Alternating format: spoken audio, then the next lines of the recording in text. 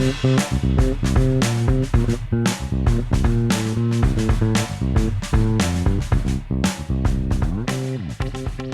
to Daily Variety, your daily dose of news and analysis for entertainment industry insiders. It's Monday, April 13th, 2026.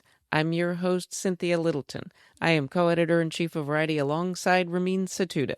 I'm in LA, he's in New York, and Variety has reporters around the world covering the business of entertainment. In today's episode, we'll hear from Variety's Jack Dunn about the box office and the specific art of covering the Friday night box office numbers on Saturday morning. And Mark Malkin brings us a Just for Variety interview with the great John Waters. He's a national treasure, and he's got a lot to say, as usual. But before we get to that, here are a few headlines just in this morning that you need to know. More than 1,000 notable Hollywood names have signed a letter opposing Paramount Skydance's takeover of Warner Bros. Discovery.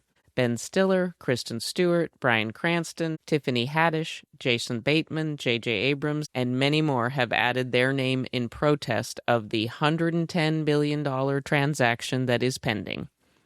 The group is embracing the effort by California State Attorney General Rob Bonta and other state attorneys general to scrutinize the impact of the transaction on consumers. The next big date on the calendar for Paramount and Warner Bros. Discovery is April 23rd, when Warner Bros. Discovery shareholders vote to approve the transaction.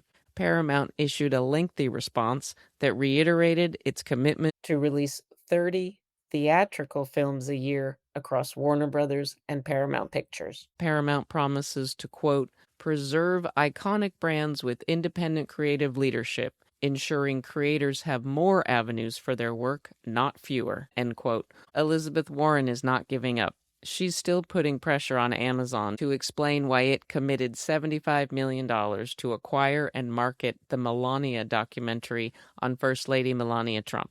Warren calls it, quote, part of a corrupt pay-to-play arrangement with the Trump administration, end quote. Warren wants to know if any part of the deal violates federal anti-bribery laws. Amazon has denied any wrongdoing in relation to the documentary. This is Youth Sports Week across ESPN platforms. The worldwide leader will air a range of spots and programs designed to highlight the important role that sports can play in the lives of so many kids. It's part of Disney's Take Back Sports initiative. Athlete ambassadors for Youth Sports Week include Steph Curry, Peyton Manning, Eli Manning, Asia Wilson, Lamar Jackson, Cody Rhodes, Aaron Daniel, and Kerry Walsh Jennings. All of these stories and so much more can be found on Variety.com right now.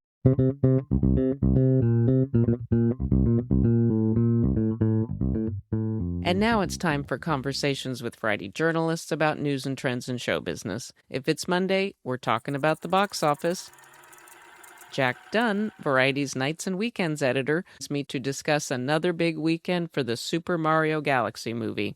And we also talk about covering the mid-weekend box office on Friday and what it takes to read those tea leaves. The general upswing for the box office of late is good news as America's exhibitors gather in Las Vegas this week for the annual CinemaCon conference. We'll hear much more about that later this week from Variety's Rebecca Rubin and Brent Lang, and others who are on the ground for us in Vegas this week. Jack Dunn, thank you so much for joining me. Always a pleasure. Thank you, Cynthia, for having me once again. I have been wanting to talk to you about this for a while because you have inherited the Saturday morning box office story. You have to analyze the first actual hard data that you have on new movies opening up and movies that are holding. So let me just start by asking you, what do you find? What is the skill in writing that Saturday morning box office story about the Friday numbers? It's a lot about reading the tea leaves. There's so much data and numbers, especially in the box office, available in the days and weeks leading up to the release, especially if we're talking about something like a Super Mario Galaxy or Project Hail Mary, these big movies. All these forecasts and all this data is going to come out to try to give you a ballpark number about what exhibitors and studio execs and even just fans can expect their favorite movies or movies they're releasing in theaters to do. But, that data can only take you so far. And sometimes audience tastes are shifting. You get to see firsthand and early whether the tracking was right, whether it was directionally right, or sometimes it's really off. Tell me about getting the numbers. You go to, if I'm not mistaken, ComScore, and you just look across what each studio, what each distributor had across the country? The studios actually come to me directly with their numbers. So I wake up bright and early, 8 a.m. on Saturday morning, and then I'll wake up to an inbox full of box office statistics. So usually I'll have the story written out beforehand, kind of with my projected top five and some background, and then I'll just get up in the morning and then I'll just plug in all the numbers. And sometimes I'll have to shift if things have dramatically changed. But most of the time I feel like I get it pretty right most of the So time. you get the receipts in your inbox. Do you often reach out to people for clarity, or is it pretty standard? It's pretty Turns out standard, and in these studios, they want you to know exactly how this movie's performing, so they usually are pretty good about covering all their bases, spelling it out very clearly about how this movie's performing with audiences. So they will provide like an audience score, a cinema score. That's like an A plus to F about how it's performing. And then they'll usually give you a percentage of how, say, if a movie's been in theaters for more than 1 week, there'll be a decline of some sort, and then that gives you a gauge of how well it's holding weekend to weekend.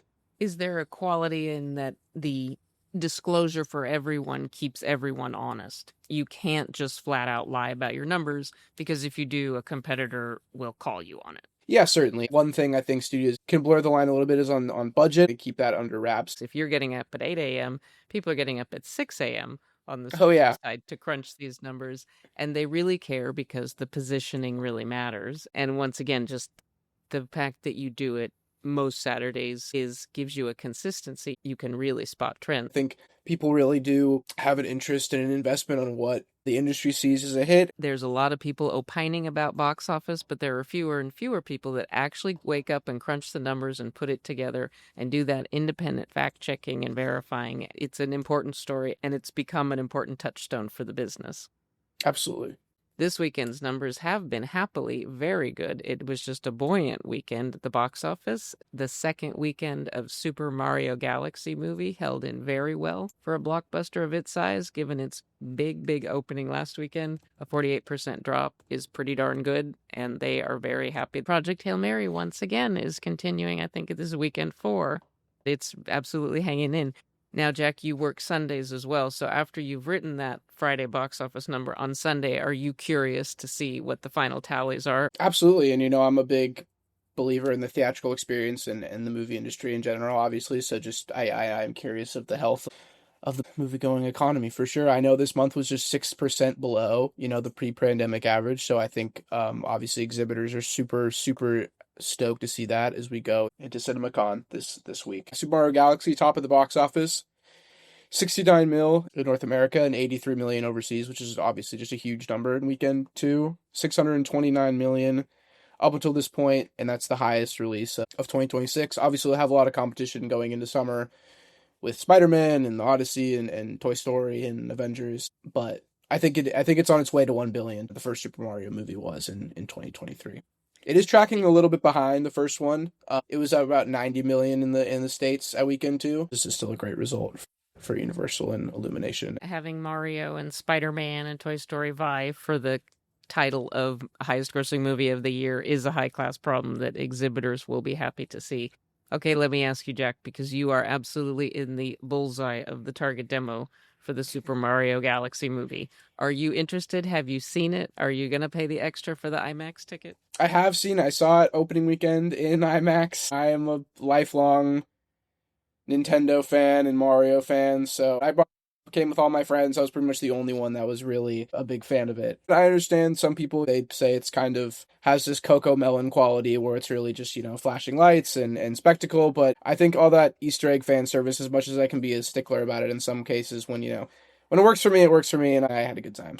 Well, Jack, that's why you're good at your job. You have a real enthusiasm for entertainment, and that's what it takes, because this is a hard gig, so you have to love some aspect of it. Thank you so much, Jack. Of course. Thanks, Cynthia, for having me.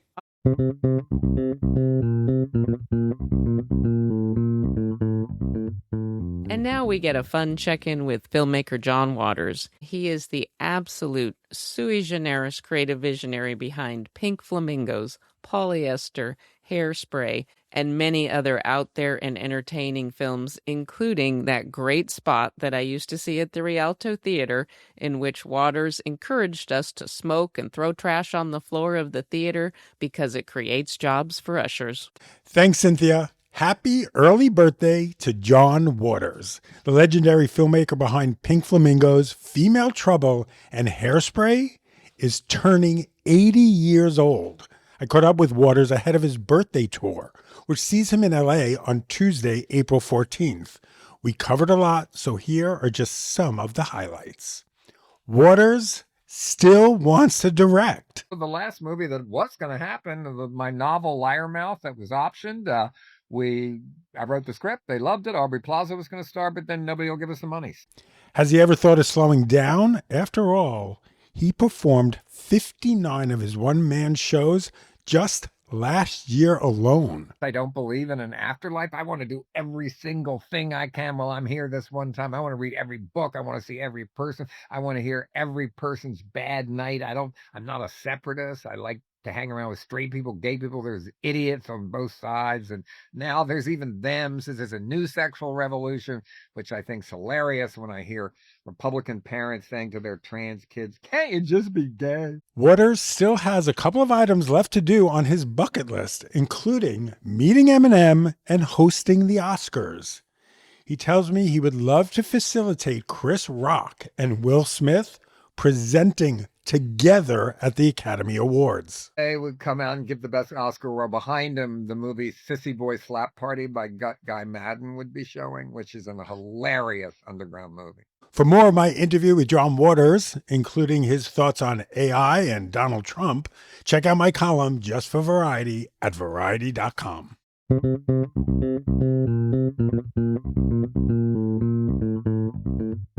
As we close out today's episode, here's a few things we're watching for. Upfront season is definitely upon us. I'm looking forward to attending Upfront events for CBS and for Paramount in LA this week. Curious to get a deeper look at what the new David Ellison regime is prioritizing. Thursday brings the premiere of Season 2 of Netflix's Beef. It's a great cast: Carey Mulligan, Oscar Isaac, Charles Melton, and Kaylee Spaney. And certainly, life in Southern California hasn't gotten less stressful since Season 1. Variety's International Festivals and Markets team is going to be busy for the rest of this month.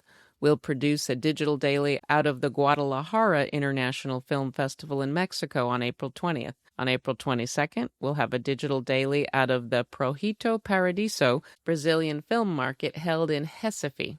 And that same day, we'll produce a digital daily out of Las Palmas, Spain, for the International Film Festival held there. We love to hear from our listeners, so please send thoughts, gripes, and other feedback about Daily Variety to podcasts@variety.com.